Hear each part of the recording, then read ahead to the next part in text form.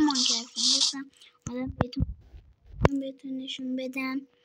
از این نردبون مثلا میایم بالا، اینجا سایبون درست کردم. خب اگه لایکم کنیم براش صندلی، بعد کامنتو بنویسین دیگه چی کم داره که منم باز در حال اضافه کنم بهش. بعد میاین توی مثلا این یکی تونله،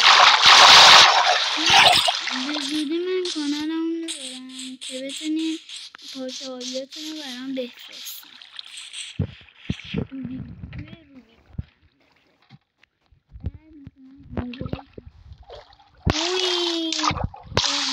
مسابقه قایق.